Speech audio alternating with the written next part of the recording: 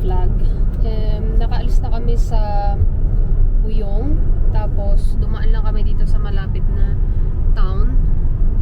The closest town after Buyong. Tapos nag-lunch kami, nag-burger. And now we are heading to excuse me, we're heading to Namur. It's around 1 hour. So yun na nga pala, bago ako makalimutan, hindi na pala kami tumuloy sa France, hindi na rin kami pumunta ng Luxembourg kasi nga nagstay a night kami sa Buyong kasi ang ganda ng place, so we just decided to stay there. Tapos napakaganda ng hotel namin na pinagstayan, so it went pretty cozy for last night. First time na maulan sa ano namin, sa travel namin. Hindi naman masyadong malakas, kalma lang naman. Time check lang, 14:50, so 2:50 p.m. 20 minutes away from Namur. So I guess we are entering Namur. Om 400 meter i rondellen tar du andra avfarten och stannar kvar på Chaussee de Liège, N90. Tourist mode kami dito sa Namur. Shopping ng konti lang. 2 t-shirt kasi wala na siyang damit na matino. So ayan na nga, umaambon ng bahagya. Habang kami kumakain ng waffle dito sa Namur.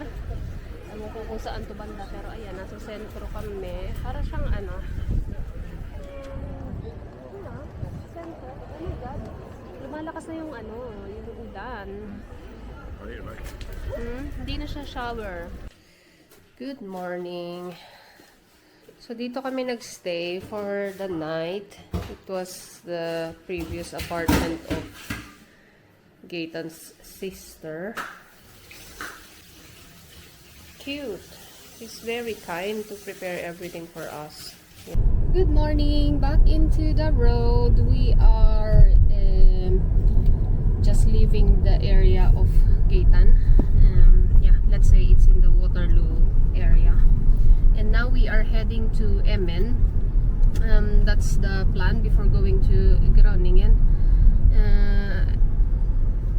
I was I was chatting with a girl who lives in Emmen.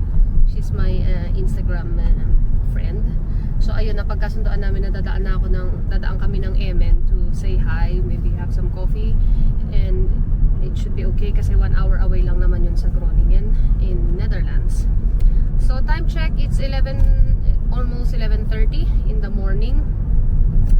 Yeah, as I've said, we stayed for a night in Gaetan's place. We had some barbecue. We met his girlfriend, Laurence. She was nice. Ganda na, no? Restaurant siya. May lake sila dito, in fairness.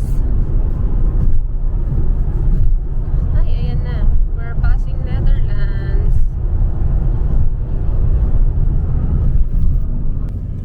So, ito na. Tingnan natin ang itsura ng Netherlands. Kung gaano naman ang difference niya sa Belgium at saka sa Germany.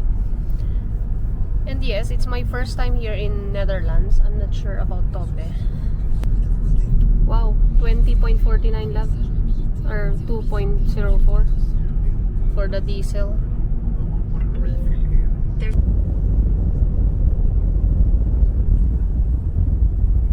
Hi, love. Hello. Are you excited to be in the Netherlands? Except for the toilet. Kanina, ang discussion namin kung dadaan ba kami ng The Hague. Tapos sabi ni Tobe, bakit? Dahil isi-save mo. The is closed in Time check na, 1:34 p.m. Kailangan lang namin mag-stop sa Veghel kasi nawiwi na kami. Veghel, it's like, I don't know. It's like a town along the way. So kung ganun lang. Pagka sa Google Map, isi-search along the route lang, ganyan. Tinype ko McDonald's kasi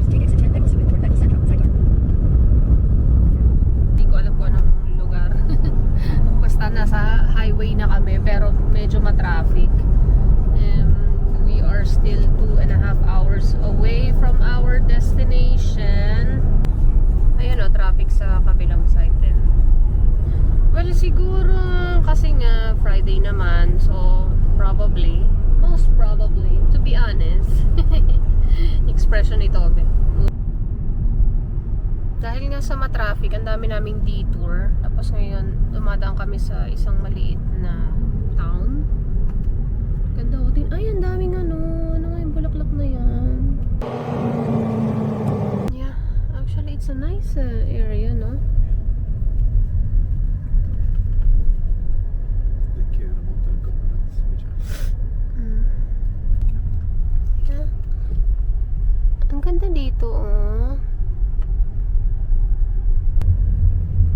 Chinese specialty. They have like these flowers. They like it. Oh, this is kinda. It's a nice area. Yeah. Paulit-ulit kami. Nice area, nice area, nice area.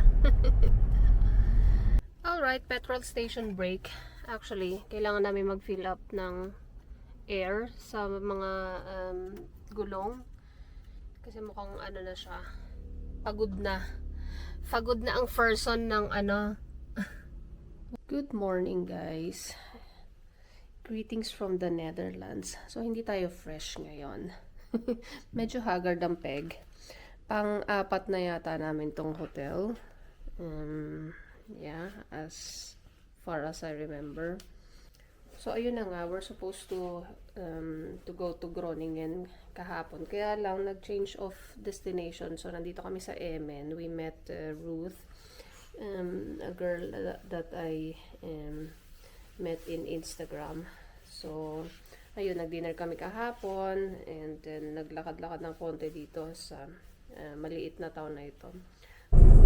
We just left Emmen, this small town here in Netherlands where I met Ruth. Time check 12:38. We had the breakfast before leaving, and unfortunately, it was a disappointment. We didn't like our food. I will put the photo of what we had today or earlier. So now we are heading to Gaythorn. Yeah, Ruth shared this one. She said it's like Venice of Netherlands or something. So it's a tourist spot with a canal that you could rent boat. So ito na nga, dumating na kami dito sa Gaythorn Village. Mag-aalauna na yata. The weather is not so promising. Medyo windy. But it's okay. At least di may initan yung Swedish natin. Nice. It's very cozy. Rent a boat here. It's a small village. You can just walk around here, no? Yeah. So ito na nga. Hindi na nga nakapag-vlog kasi medyo na-stress ng light. I'm proud to say na Tobe took a lot of photos in that place. Kasi sobrang ganda nga. Maganda talaga siya. Amazing, amazing place. Ito isa sa mga moment namin during our road trip. It's either may ganyan sa harapan namin, malaking truck na hindi namin kita kung what's ahead. O kaya naman, ayun nga, laging, ang tawag dito, lagi akong low bat, ganyan. Ayun, i-share ko pala yung mga yung mga slight hiccups namin. So, ang dami kong charger na dala ha. But, any of them sometimes doesn't work. Tapos, laging ang bilis malubat ng phone ko. Or minsan, maya-maya lubat na yung DJI ko. Or, yung punyemas kong power bank. Yun talaga, pagbalik namin ng Sweden, itatapon ko na yung buwaka ng inang yun. Ayun, during this road trip, we didn't have healthy food. It's either burger, french fries, pizza, mga ganyan yung mga eksena namin. So anyway, it's expected naman. Sometimes we have to have the comfort food kasi nga ang hirap na mag-try ng mga pagkain tapos eventually ma-disappoint lang kami, which usually happens for breakfast. Parang this this road trip, ang ano lang, ang nasatisfied lang kami na breakfast is from Germany, which is very surprising. But on the good side, parang ngayon lang na sobrang ganito yung weather na for the past 1 week. Ito lang yung weather na nadaanan namin na ganito. Well, lucky pa rin kami kasi hindi naman bumubuhos siyang ulan. Spontaneous na itong ano namin, itong trip namin. So, hindi kami nag-book ng accommodation. Ang ginagawa namin, yung pag along the way na or pag malapit na. Kagaya ngayon, mga 2 hours away kami dun sa Kiel. So, nag-book ako ng hotel through booking.com sa telepono ko. Usually, nahihilo ko pag nagtitelepono ako pag nasa sasakyan ako. Pero ngayon, dahil nga dito sa road trip na to, natutunan ko ng mag-book agad-agad or maghanap ng hotels. It's raining, man! Nakalagpas na kami ng Hamburg at naulan na nga po. Pero yung katutunguhan naman ahead is maliwanag naman. So I hope it has a better weather in Kiel. Not like this. Tignan nyo nakakatakot ng konti. Alright, last hooray in Germany. Dito kami nagstay sa hotel, anong name itong hotel na to? Hotel, I will just write in the, I will just write here. It's in Kiel, 1 hour away from Puttgarden, where we are going to ride the ferry to Rødby in Denmark. So, ito na yung hotel na pinagstayan namin. Alright. Hey, love. Now we are in this bakery shop and we are going to have breakfast. It's quite difficult because of the translations. We didn't really understand.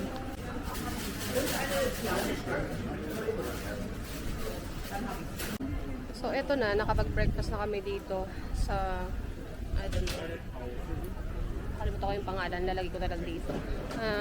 Sabi ni Tobe, parang nag-change na yung mind niya sa breakfast about, change na yung mind niya about Germans. Kasi, so far sa trip namin, ang pinakamagandang breakfast or pinakamaayos na breakfast na na-experience namin is in Germany. Nga pala, Sunday ngayon. So, most of the shops are closed. No, not most. Halos lahat ng shops is closed.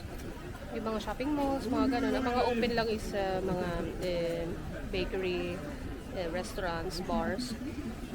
So, dito sa square, merong malaking parang flea market.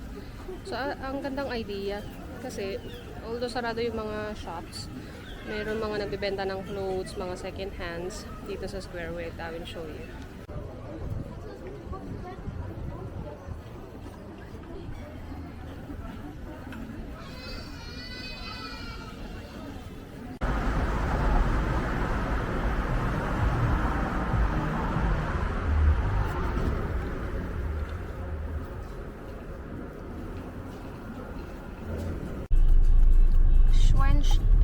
Sky.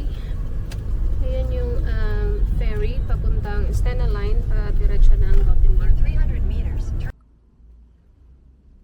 Gas break.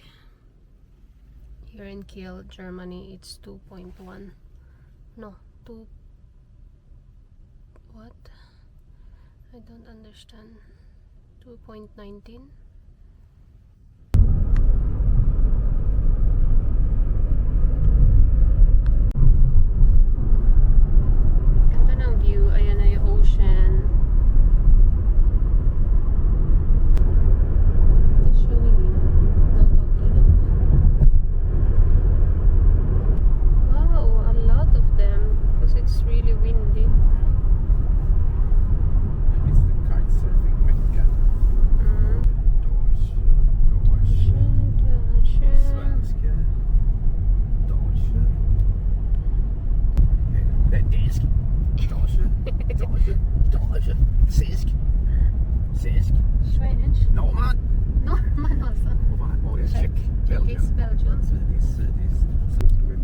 to the border shop.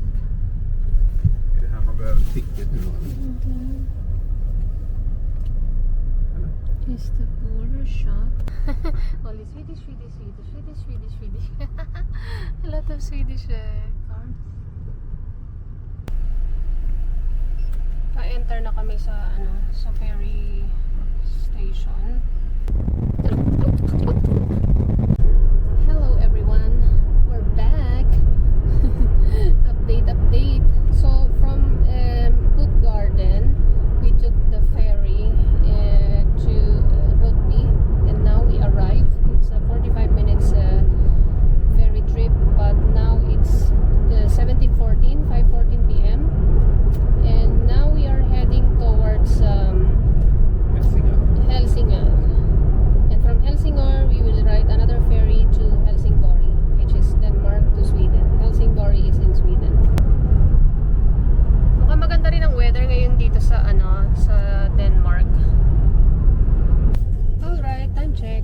7:01 p.m. and we are going to check in now for the ferry from Helsingør to Helsingborg. Checking in. Just nu kör till Bernsey. Sa kabila, ayan na yung dagat. So, ayan na. Back to the Swedish soil. We're leaving the ferry now. Time check 1944. We have decided that we will go home directly.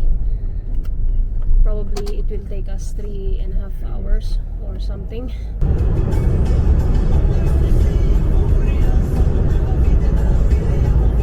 We are back in Sweden, and we are here in Falkenberg, and we are filling up the tank, and it says there that it's 16.64 crowns.